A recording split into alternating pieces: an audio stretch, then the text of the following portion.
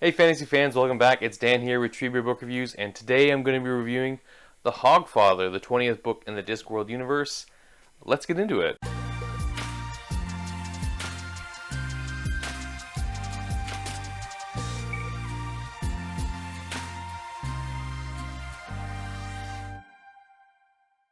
First off, I want to say welcome and welcome back to those who have been following me. If you're new to my channel, I regularly coming out with reviews of current sci-fi and fantasy books. A lot of Discworld books in my channel, so if you like the channel, please like and subscribe. Feel free to comment below. I have a Discord channel. Please feel free to hit me up on the Discord. I do come up with a video every Tuesday and Saturday, and my shorts on Thursdays and Sundays. So today I'm just going to talk about the HOGFATHER. It's the 20th book in the Discworld universe by Pratchett. I'm going to I'm not going to go into too many spoilers for this book just because I've done a really full deep dive with Chaz and Derry. We had a live stream a few days ago, or a few weeks ago now, on the channel. I'll put a link in the description, and also there'll be a tag up here somewhere. So please feel free to check it out to see our full thoughts on the HOGFATHER. That's full spoilers. So here I'm going to be a little bit spoiler light, just tell you the things I liked and I didn't like about the HOGFATHER. So let's get into it. So it's actually HOGFATHER, not the HOGFATHER. Something I always you always want to add the onto it.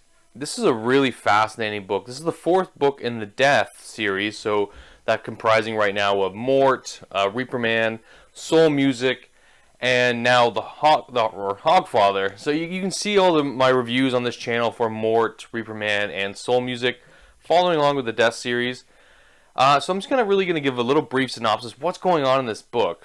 So what's happened? If you guys remember the Auditors of Reality from Reaper Man, they've asked and put a contract out through the Assassin's Guild to kill the HOGFATHER, to remove the HOGFATHER the night of Hogswatch Night, right? So the Assassins assign Mr. Tiatame, or Tea Time, to kill the HOGFATHER. And so what happens is, Tea Time, has a very nefarious plan, and he enacts it with his crew to remove the HOGFATHER on Hogswatch Night. And so with the HOGFATHER being removed from the picture, there is an absence of belief. And this void needs to be filled, because without the HOGFATHER's presence, the sun will not rise. So Death, who is one of these deity liminal characters like the HOGFATHER, who kind of exists on belief, needs to fill that void. So he steps into the role of the HOGFATHER. So he's not Death in these books, he's now the HOGFATHER. And we get introduced again to Susan, who Susan steps in as Death. And she helps her grandfather solve this mystery of what's going on, what's caused the HOGFATHER to disappear. So yeah, great book, guys. So I'm just going to get into the things I really, really liked about this book. And like I said, no spoilers, just really light about what I loved about this book. So let's get into that.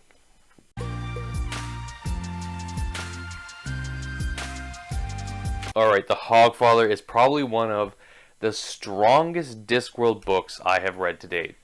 And I would highly recommend anyone, you could probably even start here with the Discworld with the HOGFATHER. It's so good. It's such a good book. So let me talk about the things I liked. I really loved the themes in this book, about the themes of belief and the power that comes from belief, and how gods exist on belief. And the HOGFATHER is a god, and he's a god that's changed throughout his lifetime and through the lifetimes of humans on the Discworld, that he's had to evolve and adapt. He was originally a god of sacrifice and the solar minimum, and raising of the sun, and now he's become to be almost like Father Christmas or Santa Claus, to represent he's had to make this change and adapt with the times. So he's very critical and crucial to the world of the Discworld, and with him being gone, there's this absence of belief, and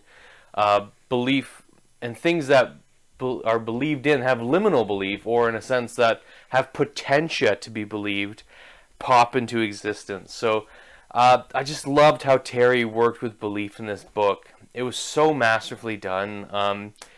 And he did it in two different ways, like the belief of children and the power of children and their belief, and the innocence of children and their belief. And it's so beautifully done. Like, this book has touches on these critical themes of belief. And again, like, I'm not a super religious person, and I mean, I've never really discussed that, but on this channel, but it's so well done in this book where he talks about belief, and even the simplest belief that he foreshadows at the beginning of the book, just the belief in Susan and her poker, like her fire poker. Beautiful, absolutely beautiful. So love the foreshadowing he does, love the sense of belief. So, and again, in this book there's a lot of foreshadowing really early on that Terry does. Like, he builds it with the wizards at first when Ridcully's, there's something, Ridcully discovers something in the university, and there's a lot of foreshadowing there. So if you're reading this book, pay attention to what happens there. Also, then with Susan and her being a governess. So yeah, this book had some amazing themes in it.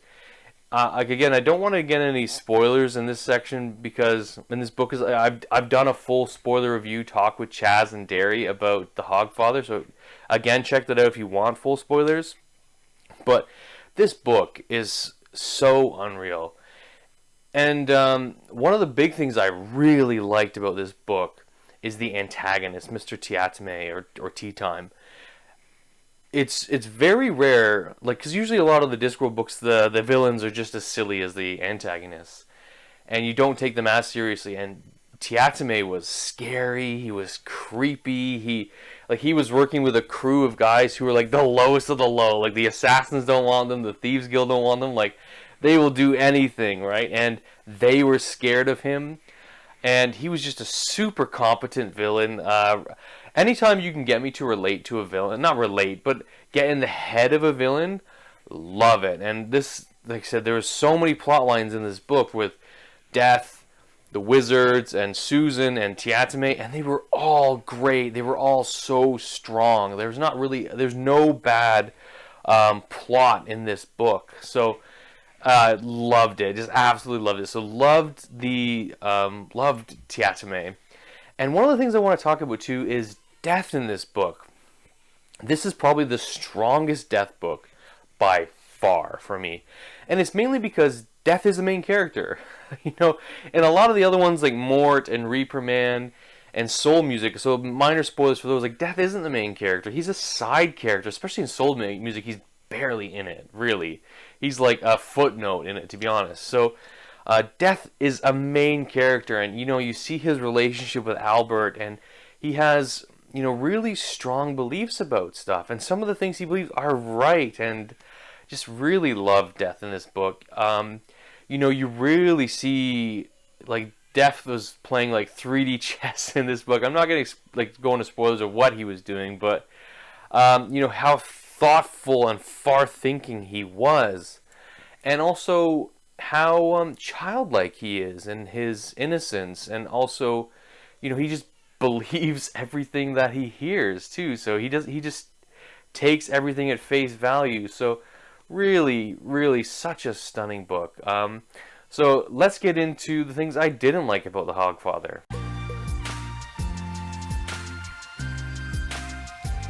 Okay, the bad. Let's get into the bad. There's no bad in this book. I loved every part of this book. I actually can't think of a complaint. It's really silly. I just can't complain about the book. Yeah, I enjoyed every bit of it. And this is probably one of the bigger of the Discworld books. I think it's like 440 pages, my copy. And I flew through it. Flew through it. So, couldn't put it down, guys. So there's no bads in this for me. I'm sure there are, like, minor somewhere, and I can't really think of it, to be honest. Because there's so much good, like, and there's even some good things I didn't touch on, like with Hex and the wizards, and the wizards were brilliant in this book. I was laughing my butt off. I guess maybe one minor bad, and it's not even a minor bad, is this is not a super comedy-filled Discworld book. There's comedy, don't get me wrong. There's a lot of comedy, but it's like a darker tone to it. It's definitely more serious because there's more serious themes going on. So yeah, but it's not even a real bad, to be honest. So that is like the bad. So let's kind of just get into my overall rating of the Hogfather.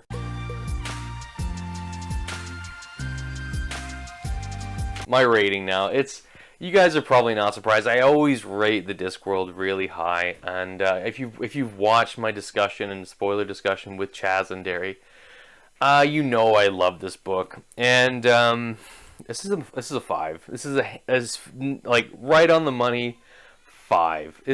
Book was stunning, just stunning in its themes and its character work, and just the whole plot and all the plots coming together. And this book is just the culmination of its parts. It was beautifully written. Like Terry, you really see the master class in this book, a masterclass of plot, masterclass of foreshadowing. Just excellent work by Terry. Such a stunning book, and a great book to read around the holidays. I think this is a book that I think I could come back and see myself reading, every winter, every Christmas time, because it gets you in the mood. Like, it gets you in the mood for winter and Christmas and Hog's Watch, right? It's beautiful. It's absolutely beautiful. And there's one thing, this is not a spoiler, but one thing I loved in the book is when, the Hogfather comes, you leave out a sherry and a pork pie for him. And, the way the Hogfather, like our Santa Claus, he eats the sherry, the pork pie and the sherry, and he leaves the crumbs there for the kids to see. But there's a oneness of pork pie and sherry, so all sherries belong to one sherry, and all pork pies belong to one pork pie. So he can eat them all like in one night and not explode. But absolutely stunning book, stunning book. I hope you guys read it with us with the buddy read. I hope you enjoyed it as much as I did. There's a new Discworld audiobook come out for the Hogfather. It was released earlier in the month. I know Derry listened to it. I haven't listened to it yet. I've been really kind of reading a lot of my Discworld books. So if you tell me what you guys thought about the Hogfather, I hope maybe you liked it a little less than I did, or you enjoyed it just as much as I did. So again, I just want to say thank you guys so much. And from my family to yours, happy Hogs Watch. Cheers.